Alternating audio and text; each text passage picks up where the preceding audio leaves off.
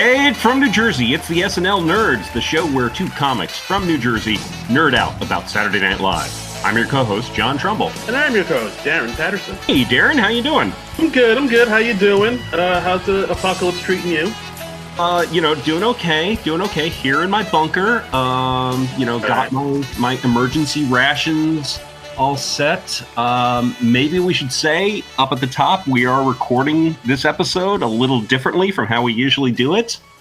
Indeed, we are. Basically because I felt a little under the weather this week. I don't think it's the thing, but it's something. So we kind of didn't want to risk it. So we're doing it through the interwebs today. Yes. So we are recording this online through high-tech means. So we are not in the same room. So if we accidentally cut each other off more than usual, that is why, because we cannot see each other. Right. It's all theater of the mind right now. Yeah. Usually when we record this podcast, we are in the same room, in the same studio, gazing into each other's eyes throughout the entire hour. And quite scary. Yeah.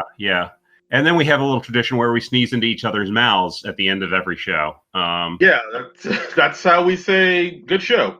And in retrospect, maybe that was a mistake.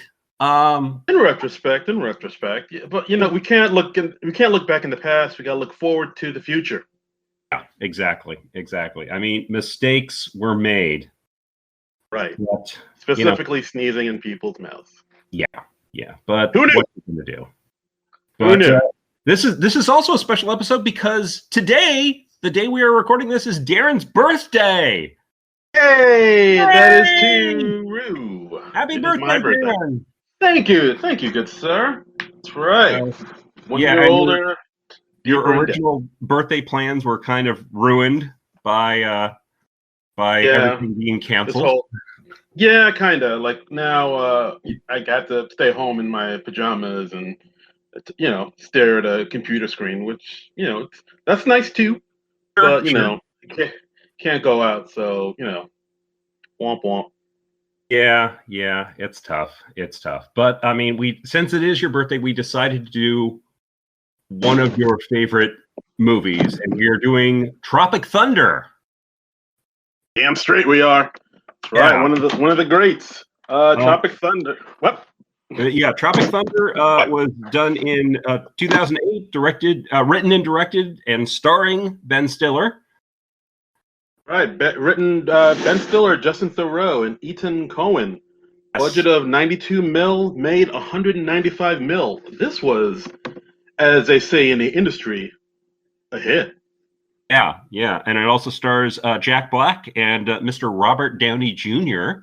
RDJ. Why didn't they do more comedies? For those that are he really stole every scene in this movie. I gotta say, he is really, really great. And when you think that this came out the same summer as Iron Man, or the same year as Iron Man, I can't remember. When did it open? It opened in August, right? August 13th, yes. August 13th. Okay. So in one summer, RDJ has Iron Man, a cameo on The Incredible Hulk, and Tropic Thunder. That is one of the best years an actor has ever had. He came in like a wrecking ball. He did. God bless him. And he walked out of this movie with an Oscar nomination. Oh, wait. Oh, yeah, he was nominated, right? He was nominated. He was legit nominated. He is playing a character, a 5-time Academy Award winner, Kirk Lazarus. But he actually got a for real Academy Award nomination out of this movie. Deservedly so, I think. Yeah, he was the dude playing a dude disguised as another dude. He was. And I mean, if you're not familiar with it, first of all, get off your ass. But second of all, the movie, it's about a group of actors. They are shooting a Vietnam movie, a movie that's supposed to be like sort of a Saving Private Ryan type of thing, where a group of soldiers they're going after to rescue this one guy, and right. Basically, yeah, I think, and it takes on all the Vietnam movie tropes that are in every Vietnam movie, but this movie is actually more of a commentary on showbiz and actors in Hollywood than it is. Right. just right. one movie. Yeah, and it's about how actors can get too into their roles, or how actors can get too full of themselves. And we've got a motley crew of actors in this movie, actors playing actors who are just lost without a clue. I mean, I really love the way this movie began, like with the commercial and the three fake movie trailers. Like that was a really creative way to begin a movie. It's a really and it's before you even get like the DreamWorks logo at the beginning. So they put this right at, you're seeing this in the trailer. You're seeing this right after genuine trailers, and the movie opens up with a commercial for Al Pacino and his products Booty Sweat and Bust a Nut. Booty Sweat. Al Pacino, he's a young rapper. He's getting into the movie business, and he's singing a song all about how he loves a certain type of private parts. Right, he loves it. Loves it. He loves the lady parts. And, it looks like a genuine commercial for some, for like a energy drink, and it just happens to be called Booty Sweat, and it's just like shot like a fisheye lens, Hype Williams rap video style, right. And it's just like, wait, what is it? Like it takes you off guard for a minute. Mm-hmm. It's pretty something else, and then they show this movie trailer for Scorcher 6, which is a franchise of action movies by Tug Speedman, played by Ben Stiller. So Tug Speedman, he's like this big action star. He had this big hit movie, Scorcher, about like the Earth falling out of orbit and the Earth becoming too hot to live on. Scorcher. Yeah, and that movie became so successful that they did 5 more, and we're seeing the trailer for Scorcher 6, where they've beaten the premise into the ground, so now the Earth is freezing. Yeah, so it's different now. It's different now, and it's time to go back again. And that's Scorcher 6, Global Meltdown. Yes. Then we get another trailer for Fatties Fart 2, where it's Jeff Portnoy, who's a comedic actor played by Jack Black, and literally it's just him in like different fat suits playing different people, and it's literally just like 2 minutes of everybody farting. Yeah. I mean, he's it's basically they're having a jab at Nutty Professor 2, The Clumps, where Eddie Murphy played his entire family, and they were all very overweight. And yeah. So this is a comedy sequel, so it's obviously very successful, and it's just fat people farting and. While MC Hammer, You Can't Touch This plays in the background. Yeah.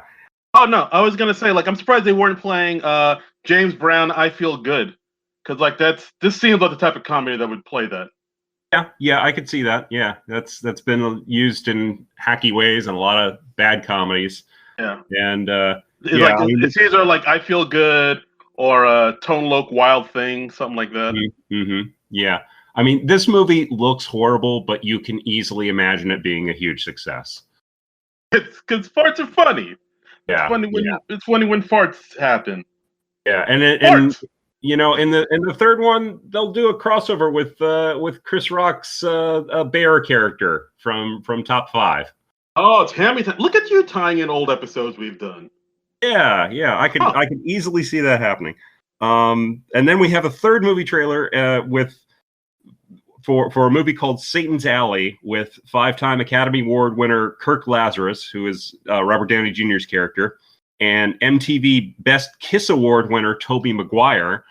And this is a Brokeback Mountain type of movie where there are 2 young monks and they have the forbidden passion for each other. And we see Toby like reaching over to like gently stroke his RDJ's rosary beads. Yeah, you hear like Enya in the background, it's about to get sexy. Yeah, and this is even funnier if you've ever seen the movie Wonder Boys, because I don't think I have, actually. Okay, well, in the movie Wonder Boys, Robert Downey Jr. plays like a literary agent who seduces Tobey Maguire's character, and they did this movie somewhere in the early 2000s. It was a Michael Douglas movie.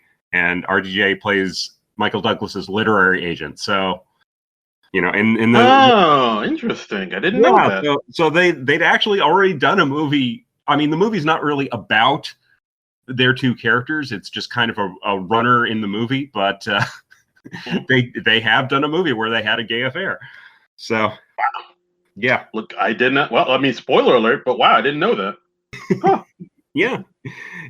So that establishes our three main characters. Well, the four of the main characters from the movie, because we have the Al Pacino commercial in there too. But the three fake main characters, and it just establishes the absurd world that this movie exists in. Yeah, and like all those things that they mentioned that were in the trailers and the commercial they showed, like they do get mentioned throughout the movie. So when they mention something, you'll be like, "Oh, I know what he's talking about because I saw the trailers." Yeah, and this movie, it does a really nice job of like setting everything up and paying it all off, and every character has an arc. I was really impressed with the writing of this movie, and Ben Stiller, I think he spent like well over a decade writing this movie. Really? Yeah. I was reading about it. It started out as kind of inspired.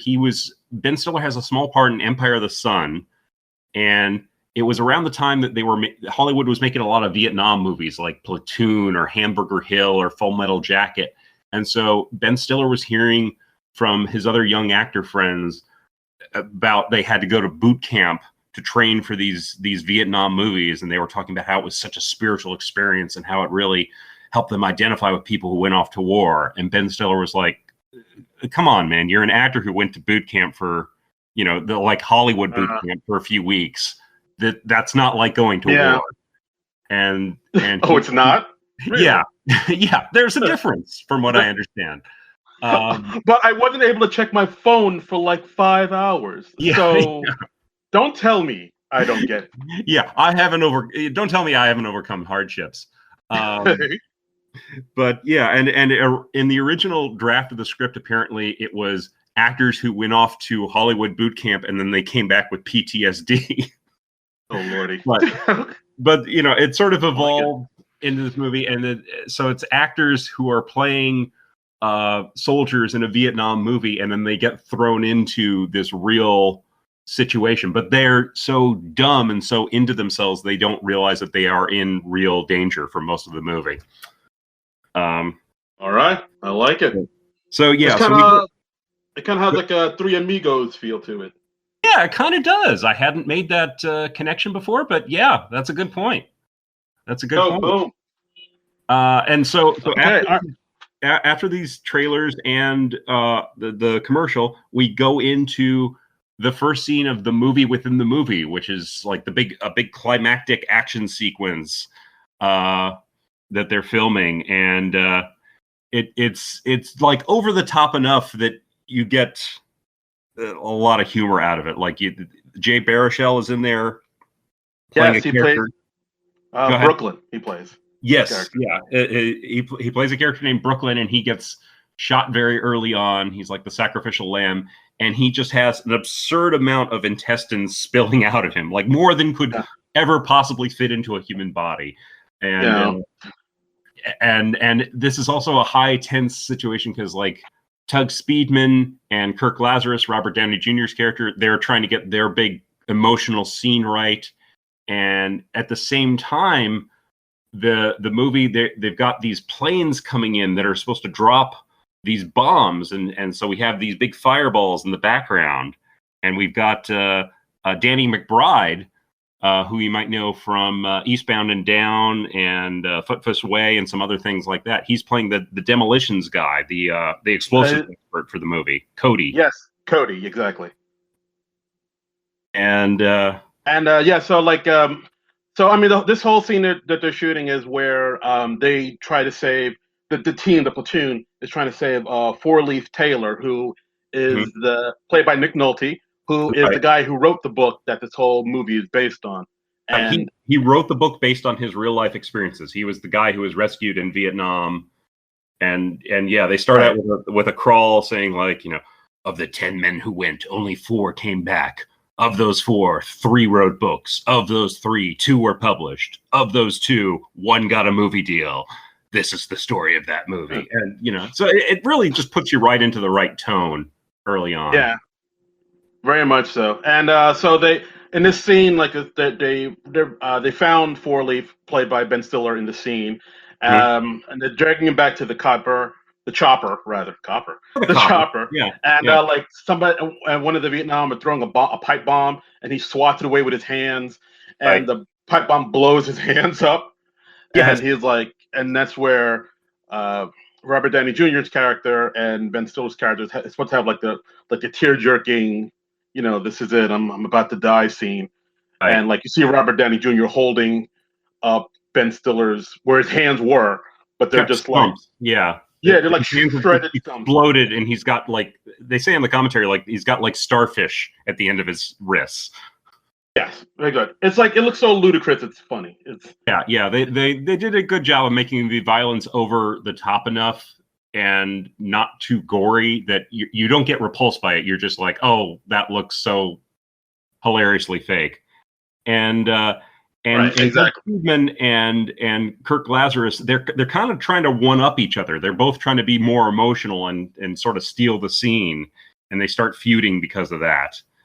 And Yeah, it gets into a problem. yeah, and the director, played by Steve Coogan, he's playing the director, Damien. What was his last name? Burn. Cockburn. Damien Cockburn. He's he's being driven nuts because he's got these temperamental actors. Everything that could go wrong in his movie is going wrong. Yeah, basically. Then when this happens, then they kind of cut to an episode of Access Hollywood with Marina Menounos, who gives some backstory about what's going on. Basically, this production is not going well. They're 2 weeks behind. Yeah. The director, he's like a first-time director. He's not wrangling in his actors like he should be, and like everything is pretty much gone to pot. But the actors don't really care. They just want this. They just want to get this done so they can get paid and whatnot. Yeah. We see the director, Damien. He starts throwing a temper tantrum, and Danny McBride's character mistakes that for the signal to have the planes come in. So there's a huge explosion going on behind them, and it happens when their cameras aren't rolling, and Robert Downey Jr.'s character is in the bathroom. So Yeah.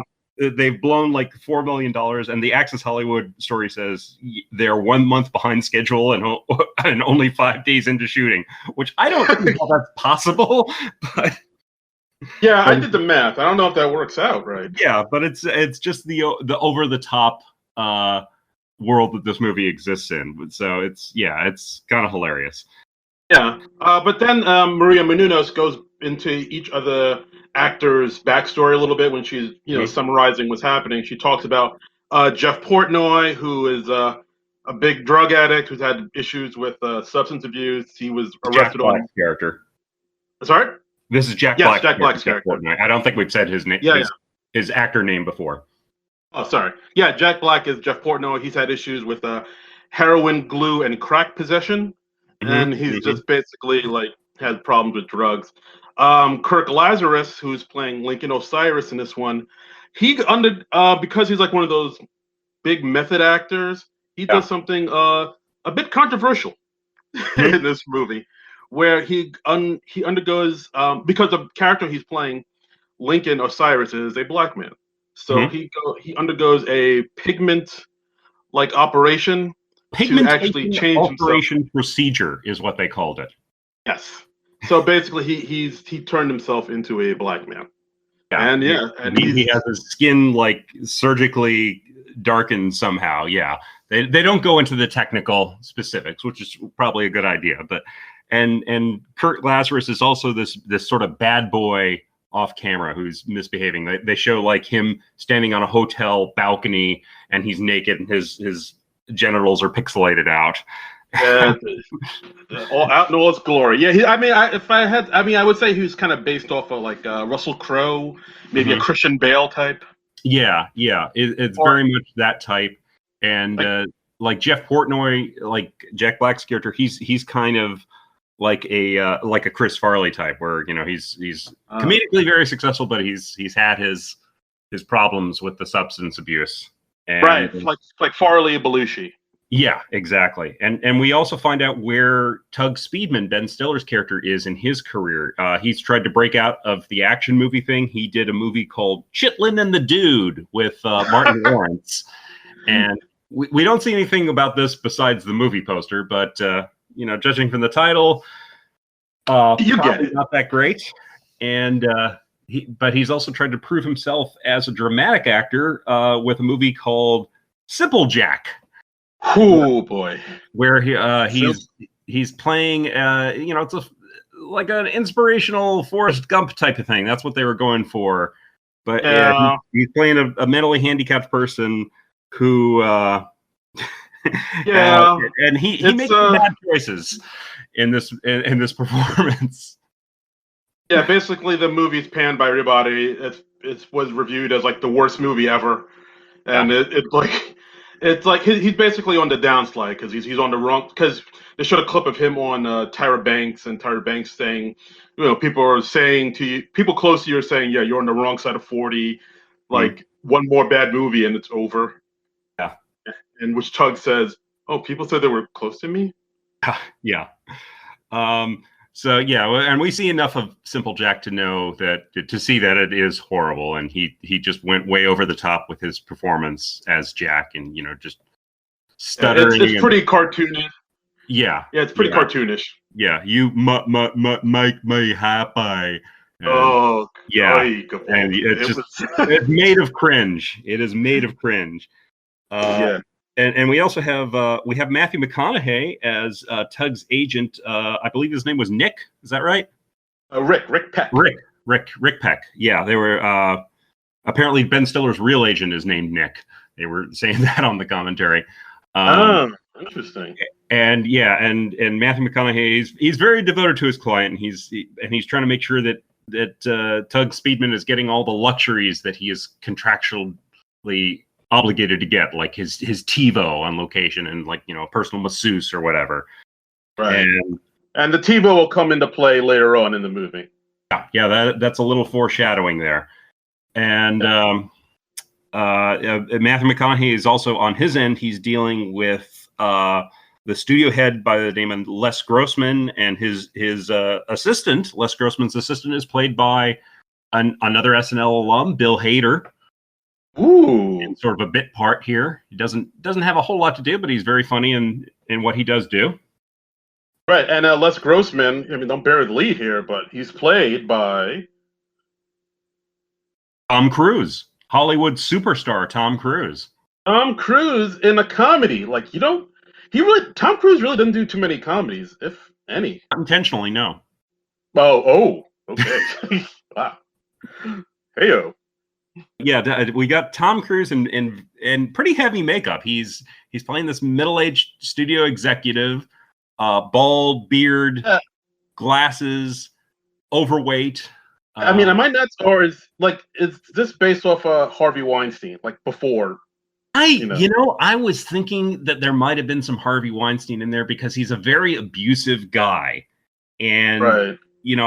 Since this movie was made, all these stories have come out about what a fucking demon asshole Harvey Weinstein was. I mean, beyond even just all the sexual harassment and the rape and stuff, which was bad enough, but he was also just hideously abusive. I read a story just this week, Kate Beckinsale. She talked about her movie with John Cusack, Serendipity. It premiered shortly after 9/11, and they went forward with this gala premiere, even though most of the actors didn't feel like it was appropriate. And so she came in a very restrained outfit.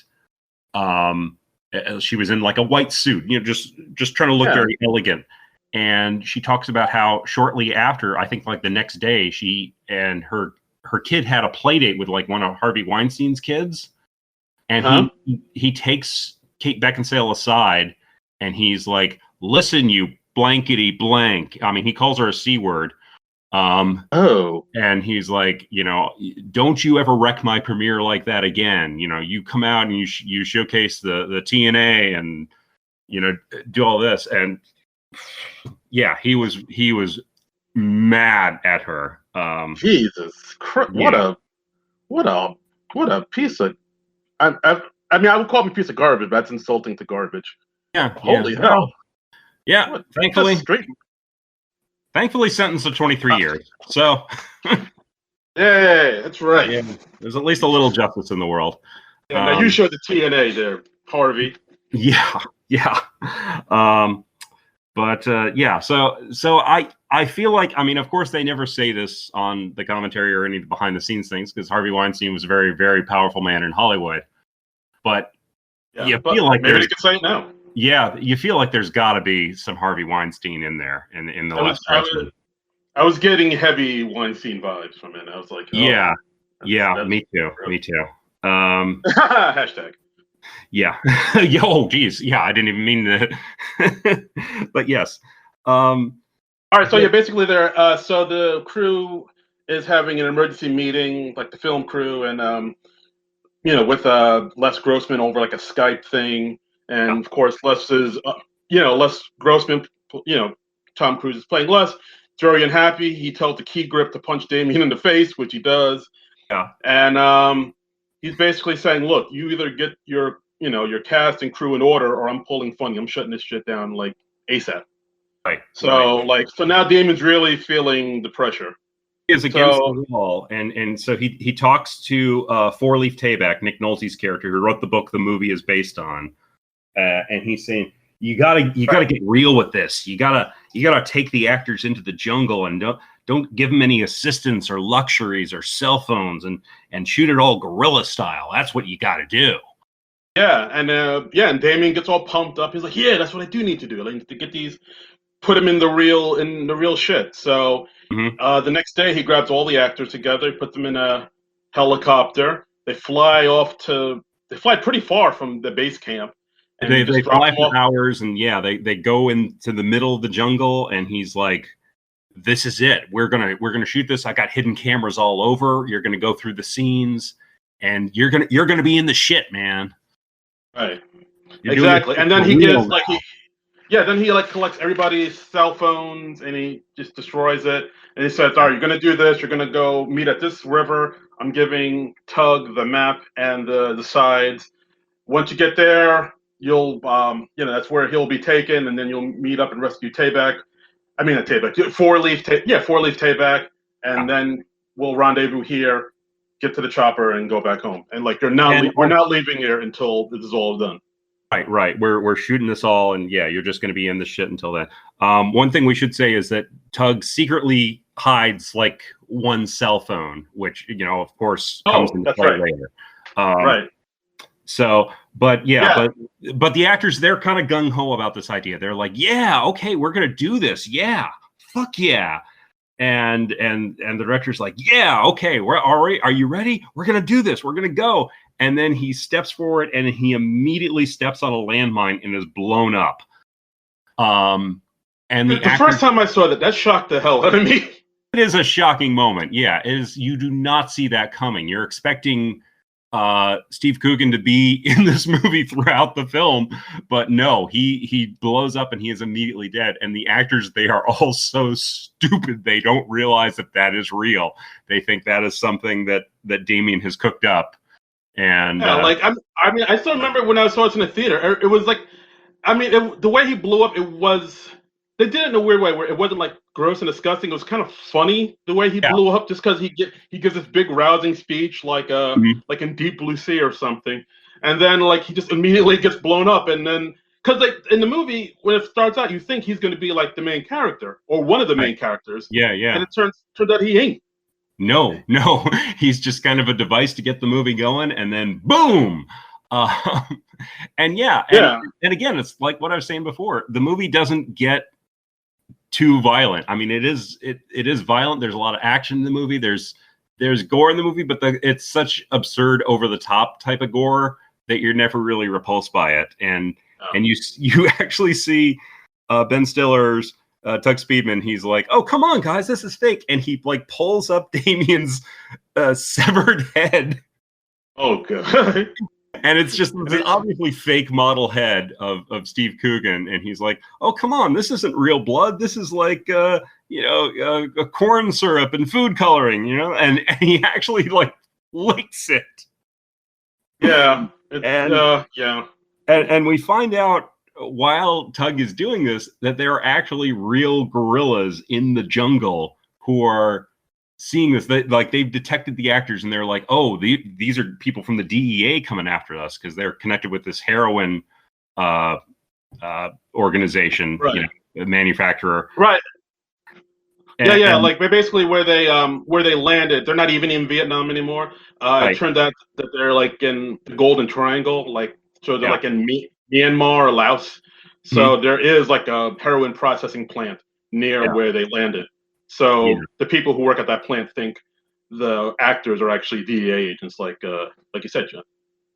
Yeah, and wackiness ensues. And they see Tug holding up the severed head and like licking it and like putting it on the head of his rifle, and they're like, they don't fear death. And so they're like, we're up against some real badasses here, and they get into a firefight with the actors, and the actors think, oh well, this is our first scene where we're in a firefight, and yeah, and so they're posing and posturing and doing all this stuff, and so now things are going. Now we're in business. Now we're up to races. Actually, everybody thinks it's fake except for Kirk Lazarus. I think he thinks, oh, I think this is real. I think he's actually dead. Right. And then I think he tells Tug about it, but Tug still thinks it's fake. Yeah. And I think Tug tells Kirk, well, if you think this is fake, well, why are you still in character? Why don't you drop the accent? Yeah. And he's like, well, I don't drop it. I stay in character. I stay in character until the DVD commentary. Yes. Or I don't drop character until the DVD commentary. Yeah. And throughout this movie, like Robert Downey Jr., he's playing Kirk Lazarus, this big method actor, and who's playing Lincoln Osiris, a black man. And so he's doing this fake gravelly black man voice. And, it's like just this side of Amos and Andy, you realize pretty quickly, Kirk Lazarus has next to no idea what black people are really like.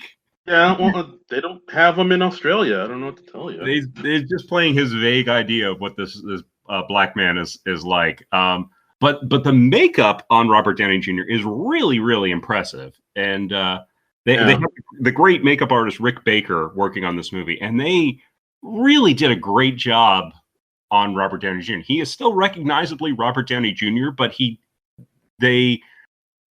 with the skin and the wig, and they gave him like a fake nose, and I think he might have built up his lips a little bit.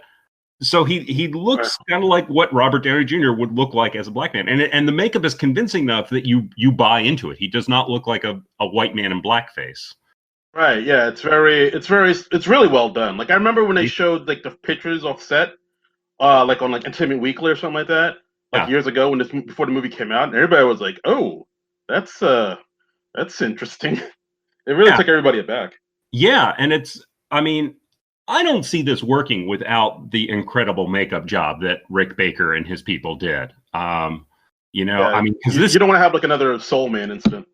Yeah, exactly. I mean, this is something that could have gone so wrong, either in the script stage, in the direction, in the performance, in the makeup, but they pulled it off, and there wasn't really a whole lot of blowback, as I recall. No, I mean all the blowback was for the Simple Jack stuff. Yeah. The film was picketed apparently by rights groups for disability advocacy groups, and like the Simple Jack stuff. Yeah, it's pretty bad, especially if you take it out of context. And apparently they had websites for the various actors, and there was a Simple Jack website, and they took down the Simple Jack website after these protests started. Which that was a smart move. Yeah. Which if you see it in the context of the movie, though, you can get it, and it's more of a goof on like, you know, Ben Stiller's character, like Robert Downey Jr.'s character, he has no idea how to play the person he's supposed to play, so he does a bad job at it.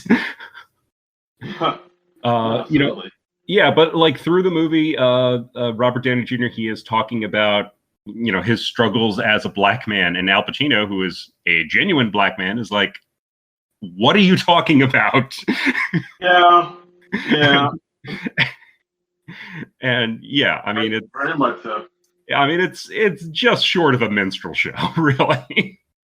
It gets close, but I mean, we'll talk about it later. But like, I have theories on how, not theories, but like, there are ways I saw them do that they did that like kind of kept them away from that. Like, just when they looked like they were getting close to it, like there's something there to pull it back. Do you want to get into that now, or do you want to save that till later? Well, maybe we can talk about it now. I mean, basically, well, one of the characters, Al Pacino, played by Brandon T. Jackson, I believe his name is. I think he was in there to sort of keep him in check a little bit. Just like when they thought, I mean, they address it like later on in the movie where where they talk about like, why do you even want to be in this movie? And he talks to the rapper Al Pacino, and he said, well, you know, I knew somebody had to represent because there was one role for like a black man, and it gave it to a white guy, type of thing. Right. And that, you know, that kind of could mirror, you know, like the Scarlett Johansson stuff that's, you know, that happened not too long ago and whatnot. Yeah. So like whenever it seemed like Robert Downey Jr.'s character was about to go a little over the line, they always had Al Pacino to say or do something that pulled him back from the line. Yeah, and I think that was a really shrewd move on Ben Stiller's part, is you have somebody calling him out on it within the movie. So whenever he does something where you're just like, oh, gee, that's kind of problematic, you have literally someone in the movie being like, what the hell are you doing? Like one of the famous exchanges in this line is Ben Stiller at one point, he says, like, what is the matter with you people? And Lincoln Osiris immediately goes, what do you mean, you people? And, and then we hear Al Pacino going, what do you mean, you people? There's a bunch of good stuff like when when Al Pacino and Kirk were getting into a fight, they were saying, oh, they had one good part for a black man. They gave it to Crocodile Dundee, and then Kirk got all upset. It's like, hey, pump your brakes, kid. That man's a national treasure. He starts really hitting on him for being Australian in real life, and he's just like, you are Australian. You're Crocodile Dundee, Kangaroo Jack, and like in one scene he like hops out of frame, and the look on Robert Downey Jr.'s face where he's just like, he is deeply pissed off, but he does not want to break character. It's great. Yeah, it's like, oh, I'm sorry, a dingo ate your baby, and then Kirk was like, you know, that's a true story. He lost a kid. Yeah, that's the thing that almost sets him off and almost gets him to break character, but he is so devoted to the role. He will not. Yeah, they have a good exchange. All right, speaking of very funny movie. Yeah. I mean, speaking of good exchange, you should probably talk about one of the bigger scenes in this movie, the full R speech. Yeah, it's a famous line from the movie, but you know, we talked about it beforehand. We don't want to use that word on this podcast. It's the R word. It's a disparaging word. You know, you never go full, which is the advice that Kirk Lazarus gives to Tug Speedman. He's explaining to him why Stipplejack failed. He's like, you know, you want to just have a little of that, right? A smattering. Yeah. You know, like Dustin Hoffman in Rain Man, he was autistic. He was not. He was not this. He's like counting matchsticks and counting cards in Vegas, but you know, he wasn't full on. And you know, Tom Hanks and Forrest Gump. Right. Yeah. And then it's like, oh, if you don't believe that, just talk to Sean Penn when he was I Am Sam. He went full R and he went home empty-handed. Or even like Cuba Gooding Jr. when he did Radio. I mean, it was a really interesting kind of speech they do. Like, you could tell this is exactly how maybe Justin and Ben feel about the Academy. And the fact that they put that in the movie, knowing they were taking shots right at the Academy, which I thought that was pretty ballsy. I mean, yeah, and part of the reason that scene is so funny is because it is very true that has become one of the commonly accepted shortcuts to winning big acting awards is you play a person with like mental difficulties, and but you can't go too over the top with it. And they don't want they don't want you to be like fully that. They want you to be like a little bit of that. They want you to be like an exceptional version of that. Right. Yeah, because we want people to feel good and inspired at the end of the movie. Yeah, don't make me feel sad for you. No. I mean, a little of that is good, but no, you don't want a whole movie of that. Yeah, just sprinkles. Yeah, that was. Did they use that in like the trailers and the ads? I mean, that line was everywhere for a while. It was. I don't think they did. Yeah, I think that for trailers. And maybe they put it in the I gotta look at the trailer. Maybe they put it in the trailer, but I'm sure they didn't put it in like the TV ads or anything like that. Yeah, probably. But I do know that that one scene was like huge for a while. Like everybody was quoting it. Yeah, and it really is probably the last moment in time that word has been used that casually, because it seems like shortly after this movie came out, everyone was like, oh, that word's a problem. We should probably stop saying that so casually. Yeah. Like I was thinking about it. I think this might be the last comedy that you could consider to be like politically incorrect. Really. Yeah. Did this come out before or after The Hangover? Oh, good question. I will check. Hold on. Yeah. Okay. But I mean, because I remember that The Hangover also used that word, and there the joke was that Zach Galifianakis' character was mispronouncing the word, and that. But in the beginning of that movie, paging Dr. F word. Well, there was that, but he was like, oh, he I can't remember the exact line. He was like, oh, he was able to do it, and he was at and but he pronounced the word differently. Okay, all right. So The Hangover came out in 2009. So this came. So the year after. So maybe The Hangover was the last politically incorrect comedy to come out. The last gasp of this sort of politically incorrect humor, and I mean, I think what this movie does really well is, I mean, they take all these things that should be offensive, like when you hear about it, it's like, oh, we're doing a movie with Robert Downey Jr. in blackface from 90% of the runtime, but they go so over the top with it that you just have to laugh at it, I think, Right, exactly. Yeah, I mean, it's very well done. It's very shrewdly done. They don't really ever have a misstep in the movie that I can think of. Right, I hear you. Yeah. All right. So back to this movie. Where were we? So at this point, Four Leaf Tayback is with Cody, the demolition guy, and they're both of them along. Yeah. Sorry. They're following along, the actors, and they're going to set off explosives and things along the way. Exactly. So they go back to where the actors were last, and then they see Damien's charred remains all over the place. Mm-hmm. And Four Leaf was like, "Oh my God, you killed the director." He's like, "No, I didn't do this." They're trying to figure out what happened, and then he was like, you can't tell anybody about this. I almost blinded Jamie Lee Curtis on Freaky Friday. This will ruin me. Right. And he had and he lost. We find out earlier in the movie he lost a pinky on Driving Miss Daisy, and the hilarious thing is, I don't think either one of those movies used any sort of explosives or pyrotechnics of any kind. Not to my knowledge. No, but it's just so funny. But yeah, so then Four Leaf and Cody get into a struggle, and I think we forgot to mention, but because Four Leaf was in the war and he blew off both his hands, he's wearing like hook for hands. Yeah. And so then both of them get into a scuffle, and the hooks come off of his hands, and we find out that Four Leaf actually has both his hands. Right. He's actually been faking it. He's never even been outside the United States. He was in the Coast Guard and in the sanitation crew. So this overseas shoot is the first time he's left the continental U.S. Exactly. And at that point, that's when Cody and Four Leaf get captured by the heroin dealers. Yeah. And we see like Tug. He kind of goes off on his own. He falls out with the other actors. And he goes off on his own, and Tug he kind of goes native. He's like trying to live off the land, and he kills a panda. Yeah, that's a weird. That scene was always weird to me. That was like, wait, what is it? I got for a minute. I thought that scene was like a fever dream he was having. That Yeah. just never made sense to me. It was like that Leonardo DiCaprio movie that I can't remember right now. The Revenant. That's it. Yeah, where he fights the bear.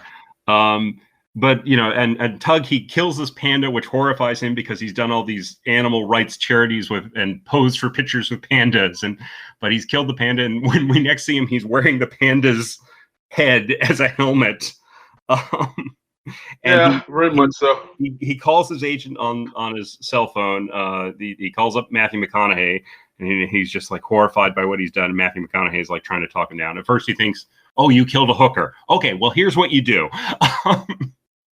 I killed a panda. Panda. That wasn't her real name, man. What are you talking about? And by the way, a little bit part in here is Matthew McConaughey's secretary, played by Yvette Nicole Brown from Community, who had her big break, not too long after this movie when Community premiered. So it was a neat surprise to see her. She's just in that one scene, but it kind of dawned on me. I was like, oh, I think she's like the one and only woman in this whole movie. Just about. Like there aren't a lot of women in the movie. No, not any significant female parts anyway. It is a sausage party. Well, the movie that they're shooting within the movie takes place in 1969. So yeah, obviously not a whole lot of parts for women in the movie. That's true. All right, gotcha. That's very true. So before long, Tug Speedman is also captured by the guerrillas, the drug dealers. Portnoy, Jeff Portnoy, who's the big drug addict, he loses his drugs, and he starts detoxing. Right, he's going through withdrawal. Yeah, and basically all the guys decided to follow. Did we mention Sandusky, Kevin Sandusky? Just in passing, Jay Baruchel, who you might know from the TV show Undeclared, and he was in a lot of the Apatow movies. Yeah. What was the movie? Knocked Up. He was in Knocked Up. He was one of the Seth Rogen's roommates in Knocked Up, and He's this, and he was in the Clint Eastwood boxing movie, the $1 Million Dollar Baby. Yeah. Yeah. So in this movie, he plays Kevin Sandusky, who's like this unknown up-and-coming actor. And basically all the actors are following him rather than Tug, because Kevin, he knows how to read a map. Tug is kind of just like faking it. And also, we find out Kevin is the only one that went to the boot camp that all the actors were supposed to go to, but no one did. And he is also the only one who bothered to read the book the script is based on, and the only one who bothered to read the script of the movie they're shooting. So, I mean, he is the only one with any sort of real world smarts to it. Kurt Lazarus, he's like, I don't read the script reads me. And Kevin just goes, what does that even mean? Oh, God. Yeah, I mean, he's a great character because, like, it is because he is like the kind of the odd man out, like the unknown, but he becomes like the one that they really He's the one who's most prepared and like the one who they really need to get out of this. Thing this movie has to a voice of reason. So yes, and throughout the movie they call him wrong names. Instead of Sandusky, they call him Sikorsky and McCluskey and Glamtucky. Yeah, because no one cares about him, and he's just at the end of his rope by 3/4 of the way through the movie. But the actors, thanks to Kevin's map reading abilities, they were able to stumble on to what they think is the POW camp of the movie, but it's really the heroin processing plant in Myanmar, and that's where Tug and Cody and Four Leaf are all being held prisoner, and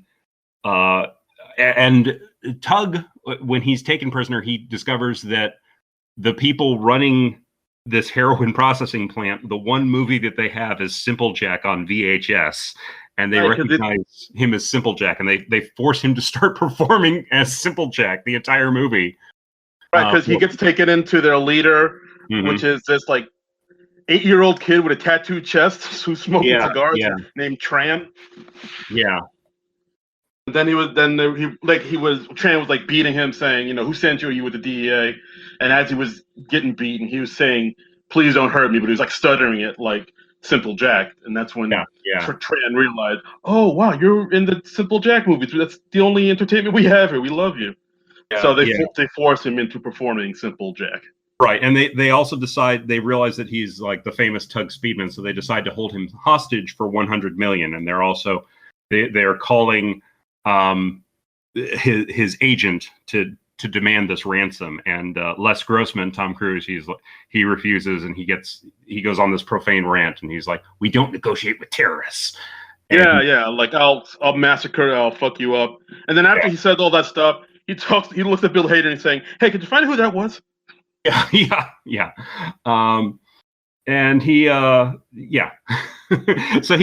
Les Grossman is prepared to let Tug die just so he can collect on the insurance money later. And he makes an offer to Matthew McConaughey's character, the agent, saying, "Yeah, if you let Tug die, I will give you this plane, like this G5 plane that Matthew McConaughey is lusting after." And so McConaughey is at a crossroads. He doesn't know what to do. Yeah, like, do I let my friend and client die for this plane, or do I try to save a man's life? Yeah. So meanwhile, the actors are, they decide they have to try and get Tug free. They only know about Tug being held prisoner at this point. They don't know about Cody and Four Leaf. Go ahead. Well, yeah, no. So then they try to get a plan, and it starts off with Kirk and Alpha saying, "Well, we'll go scout the place," or as Kirk says, "Oh, Alpha and I are already wearing Earth's Mama's natural night camo." And then so wrong. And that's when Alpha's like, "Hey, watch it, Benson." They had to wait until daylight to do this. And in the meantime, Jeff is going through really bad drug withdrawals, so they tie him to a tree as he gets the drugs out of his system. And the guys are all having like this sort of heart-to-heart around the campfire, and they talk about like, "Oh, is there anyone special in your life? Is there anyone waiting for you back home?" They're talking like soldiers who are actually off at war. Right. And over the course of the scene, we find out that Al Pacino is actually secretly gay. He raps all about, "Oh, I love the pussy, and we find out that he is actually secretly gay, and he's got a crush in love with this person. Yeah, named Lance. Yeah, he's got a crush on a guy named Lance, but he doesn't have the guts to come out and tell him. And the actors are relatively understanding. Kirk Lazarus just says, "Everybody's gay once in a while. It's Hollywood." Yeah, no, that's pretty accepting. I was like, all right, there you go. Look at you being woke. Yeah. And at one point, Kevin Sandusky, I think he asked Kirk, like, "Oh, is it true what they said about were you hooking up with Jennifer Love Hewitt? I always thought she was hot." But Kirk was like, "Oh no, that's just tabloid, conjecture and whatnot." Right. Yeah, and it turns out like none of them are really attached to anybody. They're all this movie's all they have, and we kind of understand why they're so desperate. So they hatch a plan to sneak into the camp to rescue Tug, and Kirk decides to go undercover as a native, a guy like a rice farmer. So he covers himself up with a hat and mask over his face. Right, it looks like a character from Mortal Kombat. He kind of does. And he can speak Chinese because of one of his previous Oscar-winning roles, but he didn't learn to speak very good Mandarin. So he's speaking to them in very nonsensical, broken Mandarin. Yeah, he's saying things like, "My mother is constipated," and it's choppy to say the least. Yeah. But I mean, it distracts them enough that they're able to get in there, and they find Tug, and they run across Cody and Four Leaf, and they're all trying to get them to camp. And then we have a twist where Tug Speedman, he actually wants to stay. He's discovered himself playing Simple Jack he's doing 5 shows a day for them because they love Simple Jack so much. Yeah, because I believe they find Tug, but he's kind of like in this kind of like Apocalypse Now kind of hazy state. Like he's kind of lost his grip on reality a little bit. Mm-hmm. And like they're saying, no, this is my home now. What's waiting for me back there? And then like I think Kirk is able to realize, oh no, he's gone too far into character. I got to bring him out of it. It's like this takes a while. So the two of them are having a little back and forth, and I think through that back and forth, that's where Tug says like like you're saying I don't know who I am, but you don't know who you are. And he says, like, I know who I am. I'm a dude. I'm a dude playing a dude disguised as another dude. You're a dude who don't know what dude he is. Yeah. And this gives Kirk Lazarus kind of a crisis, and he has like an identity crisis. He doesn't know who he is, and he realizes he disappears into these characters because he's afraid to face himself. But like to Tug Speedman's credit, just to back up a little bit, Kirk Lazarus sees a little of Tug performing as Simple Jack for the heroin manufacturers, and he's like, oh, he's adjusted his performance. He took my advice. He didn't go full, and apparently it's a much better performance as Simple Jack. Yeah. Like he's just starting out, but he's getting better. Yeah, it's like, oh, he's improving, which was a very funny touch. Yeah, it's very nice. So like Ben Stiller wants to stay. He's adopted this little kid. He calls Half Squat. Yeah, who's like this 5-year-old who's doesn't have any dialogue, but yeah, he forms a bond with Tug. Yeah. and they're all like going across this bridge. They're trying to get to the chopper, and then Tug's like, no, I'm gonna stay. I have more of a life here than I ever had out there, and so he goes back across the bridge, and then he comes back like literally seconds later. The 5-year-old is on his back, stabbing him. Oh yeah, and that's like he's like, I was wrong. This was a mistake. And in the meantime, Cody has wired the bridge with explosives to cover their getaway. They're going to blow the bridge as soon as they can get across it and get to the chopper.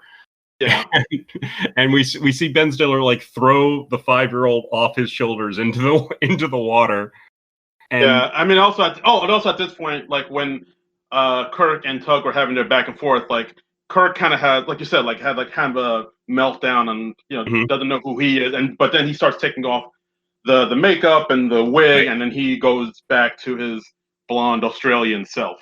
Yeah. He takes off the afro wig. Well, not really an afro, but the wig that he was wearing in character, and yeah, he's like got bleach blonde hair, and he takes out the context, and he's got these piercing blue eyes, and he's speaking in his native Australian accent, and I feel like the real Kirk Lazarus had to be at least partially inspired by Mel Gibson, because I know like Robert Downey Jr.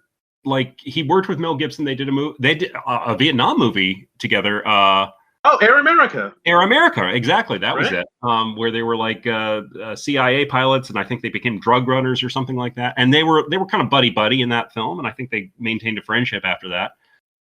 So I think there's a little Mel Gibson in the real Kirk Lazarus, and apparently the Kirk Lazarus character was originally supposed to be Irish, but they changed it to Australian when Robert Downey Jr. was like, I could improv more easily in an Australian accent than in an Irish accent, because Robert Downey Jr. had actually played an Australian character before. He played an Australian reporter in Natural Born Killers for Oliver Stone, so he already got the accent down.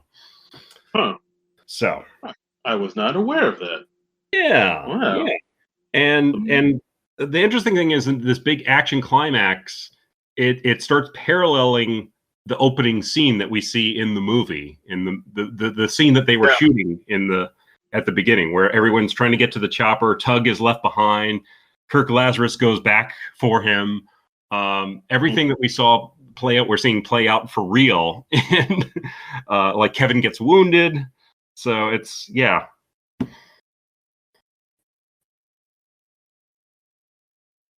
Claire? Yeah, I'm here. Okay. You were just very quiet. I got nervous. No. I thought, yeah, you got quiet too. I thought you're describing the scene. You got caught up in the emotion of it. Well, I was caught up in the emotion, but I didn't want to dominate the conversation. So I was like, it's real tears. To talk. It is his birthday. But yeah. So like basically, towards the end, it does mirror the beginning of the movie. We just saw the scene they were acting out. They blow up the bridge. Then they make their escape onto the helicopter. All the guys fly away, and as they're flying away, we hear somebody yelling Tug's name, and Tug's like, "What?" And it turns out his agent Rick Peck is there with the TiVo. He's been promising it for the entire movie. He just emerges out of the jungle, disheveled, but he's hoisting a TiVo above his head. I got the TiVo. But then at this point, the little kid leader Tran, he has like a rocket launcher, and he's about to shoot it at the helicopter. But then Rick Peck throws the TiVo up in the air, and like the rocket launcher hits the TiVo instead and blows up, and the guys are able to get away in the helicopter. And then we find out that whole thing was just like the clip that they were showing at the Oscars, where all of the actors are at now. Yeah, it goes to the next year's Oscar ceremony, and we find out that Tug Speedman has been nominated for Best Actor for making a movie called Tropic Blunder, like the true story of the... I forget the whole subtitle. It's an absurdly long subtitle, but they made a movie of their misadventures making the Tropic Thunder movie. And Tug it's like Army of Dark. What's it called? That Apocalypse Now, Army of Darkness or something like that. It's called Heart of Darkness. That documentary they made about the yeah. And actually, on the DVD, they have a fake trailer for a fake documentary about the making of this movie, and that's sort of parodying the Heart of Darkness trailer. So gets very meta. And it turns out, Tug won the Oscar for it. Yeah, and one of the other nominees was Tobey Maguire for Satan's Alley. It all comes full circle. Yeah, and we also see Tom Hanks in there. He's like in a wheelchair, and there's like, and we have a cameo from John Voight, who's like really disappointed that he didn't win Best Actor. And we see the other actors at the Oscars ceremony. We see Kevin Sandusky. He's there with his crush Jennifer Love Hewitt. We see Jack Black's character with Alicia Silverstone, and we see Al Pacino there with Lance Bass. Lance Bass, look, that got a huge pop in the audience when I saw it. I remember everybody's like, "Oh, Lance!" People did not see that coming because Lance has become like this very stereotypical gay name, so it didn't really tip their hand when he said he had a crush on Lance. But yeah, it turns out to be Lance Bass from, was he in NSYNC or the Backstreet Boys? I forget. NSYNC, duh, God. Okay. All right. But it's like you don't even get the newsletter. Jeez. I don't. I was in my 20s when those bands hit, so I was not the target audience. So was I. Yeah. But yeah, so presumably Al Pacino is now out, and he's in a happy relationship with Lance Bass. And yeah, so that's the movie. Everybody goes home happy. Tug wins an Oscar. Apparently their careers are all in a better place now. Yeah. And then they cut to Les Grossman and Bill, his assistant Bill Hader talking about, well, you saved Tug's career. The movie made all this money. Everything. Won 8 Oscars. Huh? You won 8 Oscars. Oh. 8 Oscars, and like, I guess all well that ends well. And then the movie kind of ends on, I don't know, I'm gonna say it's like kind of a weak note. Even though I know a lot of people liked it in the theaters, but I was like, I don't know. It just basically ends with Bill Hader's character going off stage, and it's just Les Grossman by himself, kind of walking around his office, and then he puts on like a ludicrous song and just starts dancing. Yeah. I don't know. I know people love that in the theaters, and people still like it. I watched, and I was like, this doesn't feel like it. This don't feel right. Yeah, honestly, if I have one criticism of this movie, there is just a little too much Les Grossman. It's a funny gag at first, but he gets old pretty fast. Once the novelty of seeing Tom Cruise in the fat suit wear off, there's not a lot there. Yeah, I agree. I totally agree. Yeah, and I think they went to that well just a little too often. I think less, pardon the pun, but less would have been a little more. Hey-oh, there you go. If I could have done with a scene or two less of Les Grossman, but less. Yeah, but that is my only criticism. I think otherwise, I think this is a great movie. I mean, it sets everything up beautifully. It pays off everything it sets up. Every character has an arc, which is really exceptional. There's really not a lot of dead wood in this movie. No, it's a strong movie. I mean, I like this movie a lot because I think this was like around the same time that like a lot of the Apatow movies were kind of coming into prominence. And I do like Apatow movies, but I will admit there are like a lot of times where it just seems like he's keeping in a lot of riffing in his movies. Like, just like a lot of takes that should have been cut. Right, right. It can get very self-indulgent. Like a lot of kind of like a lot of improv, like Curb Your Enthusiasm, something like that, where they're just kind of like riffing and skittle bopping and whatever. And like this movie isn't that. It's like very structured. It kind of feels like it has an old '80s comedy feel, where it's like, this is the dialogue, this is the character, this is the structure, this is what we're doing. These are the beats, but like very. And it has an old school feel, which I appreciated. There is improv in this movie. I mean, I watched it with the commentary, and they, like Ben Stiller says several times, "Oh, like this was an improv by such and so. This was something we threw in." But it's always in service of the story. They never forget the threads of the story, and it never just like stops the movie dead for 5 minutes while we riff and we have a lot of different lines that we couldn't bear to cut any of them. So I think that's the thing. That's the thing that's in a lot of Apatow movies, where like he'll just kind of let like there'll be somebody in the scene that's dressed a weird way, and then somebody will be like, "Oh, you look like blah blah blah. You look like blah blah blah. You look like blah blah blah," and then he'll leave all of that in, and it's like this is indulging. This isn't moving the story at all. You're just kind of goofing around. It's all funny, but let's get a move on. Yeah, most Apatow movies, they're funny, but they're usually like 30 to 40 minutes too long, and that's a big reason why.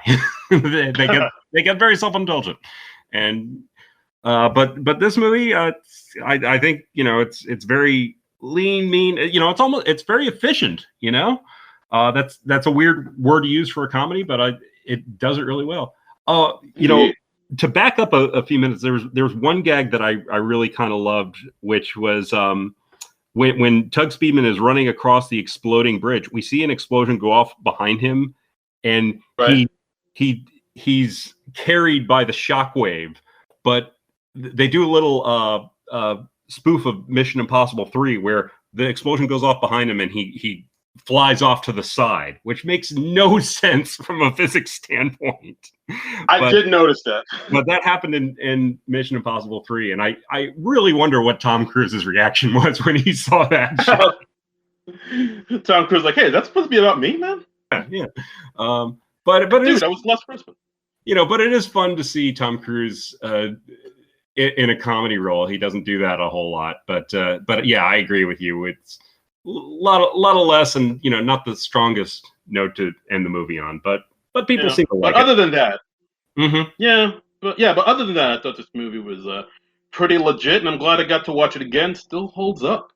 Yeah, it's been a long time since I'd revisited it, and it was really a pleasant surprise. It was even better than I remembered. It's got some real funny, quotable lines, and really fun. So if you haven't checked out Tropic Thunder in a while, give it another watch. Absolutely. And so we put out the word on Twitter that we were doing Tropic Thunder, and we heard from you guys. We got Manette Maradi saying, with all this uncertainty about what will happen with SNL, one thing that is for certain is that the behind the scenes for season 45 in the next LFNY book will be amazing. Well, I mean, that doesn't have anything to do with the movie, but I just figured, let's say it. Yeah, well, I mean, that brings up an interesting point, because SNL, they're off for this week and next week. They already announced their host for March 28th, which was going to be John Krasinski. But with so many late night shows on hiatus right now, and people not wanting gatherings of over 250 people just to help contain the coronavirus as much as possible, I think there's a real question if SNL is going to come back or not. I don't know. This is a wait and see. I think we're in an area where none of us have ever been in this position before, so we're all just kind of playing it by ear. Like, I mean, I don't know, we really don't have anybody in charge to tell us what's going on, really. I think if I had to guess, and this is just a guess on my part, I think SNL is just in a wait and see thing. They'll have to, figure out by the 23rd, so they've got about a week to figure this out if they're going to go through and do a show or not. And but I would not be surprised if they announce that show is going to be canceled or delayed. Yeah, I could see that. Yeah, which would be a shame, but it's understandable. These are extraordinary circumstances. Safety first. Let's see. We have from Racine Oxtoby at Chick Buck Boyle. Says, please talk about the DVD commentary. Robert Downey Jr. stays in character as Kirk Lazarus, in character as Lincoln Osiris up until the very end. And yeah, that is a very interesting thing. RDJ has that line, I don't drop character until I do the DVD commentary. And he is true to his word, and he stays in character as Lincoln Osiris for the entire commentary. It's pretty surreal because that's the one where Justin Theroux and Ben Stiller are on it, and they're both Ben Stiller and Justin Theroux talking. And Jack Black and Ben Stiller.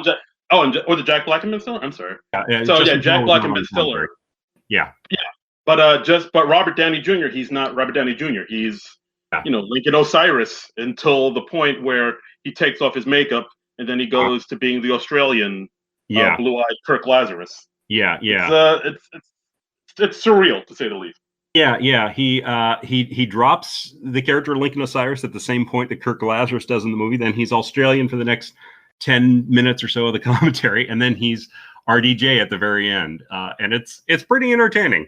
And I don't think that Jack Black and Ben Stiller knew for sure that he was going to do that. He just did that on the commentary. So it's kind of fun. It's an interesting lesson. He's a dude playing a dude disguised as another dude. Yep. So let's see. We've got Sarah at Conscious Deer 88 saying, so excited for this episode. This was one of those movies that I didn't think I'd enjoy, and I still love it. And Tom Glasscock saying, you've been talking to me this whole time? Yeah. You've been talking to me this whole time? There's a neat a scene where it's just the guys were wandering through the jungle, and Jay Baruchel in character is just talking about HD DVD versus Blu-ray, which was like the big format war 10, 12 years ago. And Baruchel's just talking about it seems like where the two determining factors are video games and porn, and that's why we went with Blu-ray because PlayStation 3 had the Blu-ray built into it. And Robert Downey Jr. just goes, you've been talking to me this whole time. So, yeah. We got another one. Cinephiliac says, great movie. The Robert Downey Jr. blackface was controversial and clearly intended to be provocative even then. But in the wake of more recent incidents, would it be impossible to make now? Will this movie get canceled like The Breakfast Club? The Breakfast. Breakfast Club. Okay. No, he follows up and says, brain fart. I meant 16 Candles. If you read my question on the podcast, please correct that, guys. So sorry, I didn't see your second tweet when I was reading it first, but yeah, you meant 16 Candles because 16 Candles hasn't aged all that great in certain aspects. Yeah. I mean, Revenge of the Nerds, same thing you could say. Well, that was a big 80s movie thing. We had a lot of racial stereotypes in the 80s movies. Yeah. I think. Well, you go ahead, Darren. I don't know. What do you think? I think the black gentleman should weigh in on this first. Thank you, sir. Yeah. I mean, I don't think. I think in today's world, I don't think this would be able to get made the way it is. I mean, Really? I understand why they with the blackface and everything, but like they're not making fun of black people. They're making fun of actors who take themselves too seriously to the extreme that they would do that. Or Right. and then the Simple Jack thing. They're not making fun of handicapped people as much as they're making fun of the Academy and like their views on or like how they perceive it. Right. And also, I mean, the way like you could say the way like Asian people are portrayed. You could say the fact that there's no women in this movie. I think with all those things, I don't think this would be able to get made today. I don't know. But I mean, I still love the movie. I still think it's hilarious. I think I'm going to disagree with you there. I think if you made it as skillfully as this movie was made, I think you could. But it's like I said earlier, there are a lot of potential minefields in doing this movie, and they ran into some blowback with the Simple Jack stuff, and like a little bit with the RDJ blackface. But I think because they did most everything right, and the big thing is they have the character being called out throughout the movie. Yeah, that was a big deal. If you did not have the Al Pacino character in there, this would get uncomfortable, Right. Yeah, that's true. But I mean, you'd have to, like you said, the way they dodged it, it was pretty like masterful. Like I don't know if anybody would want to go through that to in these days and times. They'd rather be like, all right, I'd rather just not do it and do something that won't be canceled. Yeah, they would think it's not worth the risk. Right. Which understandable. I can get that. I think you could do it, but it would be very tricky. That's where I weigh in. So I would say most people probably couldn't pull this off, but Ben Stiller and his co-writers Ethan Cohen and Justin Theroux, and you have an incredibly skillful actor like Robert Downey Jr. doing it, and you have the incredible makeup of Rick Baker. Without any of those elements, I don't see it working. All right, I think I'll agree with that. I could dig that. Mm-hmm. So, all right, so that's our episode, guys. That's about it. I don't think there's anything else we need to note. So we'll see. Next week we're going to cover another SNL movie. I don't think we've totally settled on what we're doing yet. We got some ideas, but we got some things percolating. Yeah. Maybe we'll throw a poll up on the Twitter account and see what the people want us to do. Hey, yeah, all right. We'll leave it to the people. A true democracy. Yeah. We'll come up with some candidates and put up a poll. You can put up to 4 poll options. So we'll figure it out. Because we don't know. SNL, it's off for at least one more week, but we don't know. Who knows? Our local libraries may close, so it may all go up in flames. We may be even more limited in our selections than we usually are. So we might be limited to what's currently on streaming or in our personal DVD and Blu-ray collections. So, but we'll see. We'll figure out something fun, and then we'll see where the show goes from there. Absolutely. So I think that is about it. So, and anything else you want to say? We should tell the folks where to follow us on the social media. Oh yeah, that thing. If you want to follow me on Twitter and Instagram, you can find me at Darren Credible, DARIN Credible. And you can follow me on Twitter and Instagram at Trumbull Comic, TRUMBULL Comic. And you can follow the show's Twitter page at SNL Nerds Show. And please give us a follow on there. Share the podcast. Give us a review on the podcast app of your choice. And check us out at Non-Productive.com. And check out the other shows on the Non-Productive Network. And donate to our Patreon.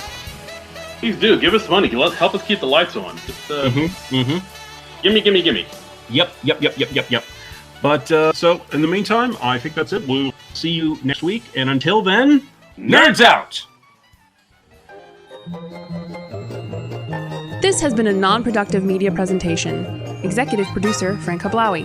This program and many others like it on the Non-Productive Network is distributed under a Creative Commons Attribution Non-Commercial No Derivatives license. Please share it, but ask before trying to change it or sell it. For more information, visit non-productive.com.